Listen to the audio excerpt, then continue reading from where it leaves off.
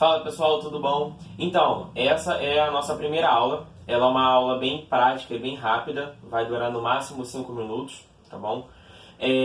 Essa aula, como está aqui, é uma aula de transição. O que seria essa transição? Vamos só relembrar que estudamos há um tempinho atrás Idade Média, né? Estudamos o período do século IV, né, até mais ou menos o século XIV, o século XV depois de Cristo, tá?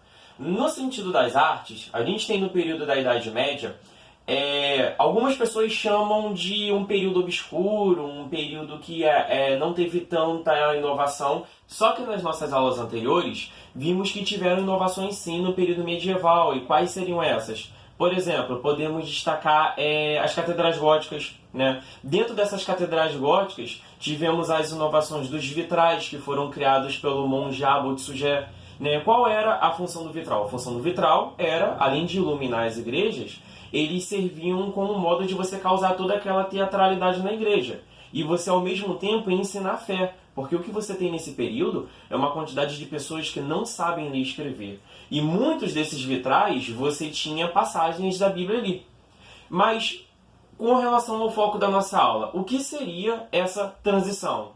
Presta atenção aí que em diversas vezes eu repeti a palavra novo ou nova. O que isso quer dizer? Não é que no período medieval você não tinha uma visão de mundo. Pelo contrário, você tinha uma visão de mundo, mas você tinha uma visão de mundo que era uma visão de mundo teocêntrica. O que é aquele teocentrismo? Vamos dividir a palavra e procurar entender ela. Ela significaria teos, que vem do latim, Deus, né? E centrismo, né? Que é centro.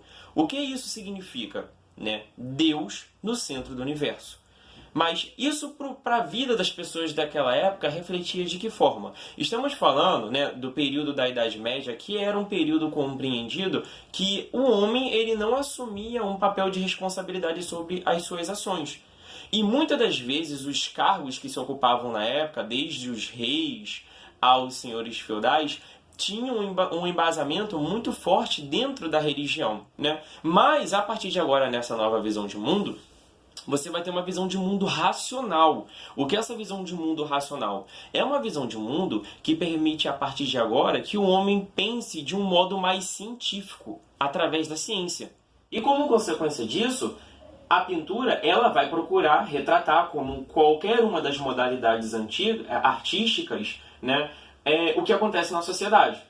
Então a gente tem a arte, né, a pintura de um modo geral, como um excelente meio de representação do que está acontecendo naquela época. Por exemplo, como que o homem passa a ser retratado a partir de então. E de que modo isso também passa a influenciar tanto no cenário histórico, quanto isso também vai passar a influenciar no cenário artístico daquele período. Tá? Então o que é que temos que entender? Temos aqui dois momentos. Temos um momento que é do século IV até aproximadamente século XIV e o século XV.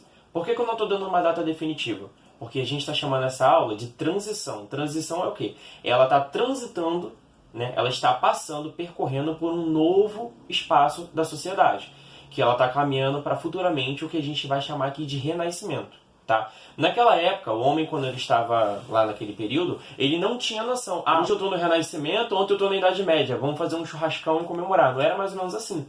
Naquele momento, o homem não tinha noção. A gente tem essa noção porque hoje a gente estuda história, né? E estudamos arte, e a gente meio que coloca uma nomenclatura para o que acontecia naquele momento, naquele período.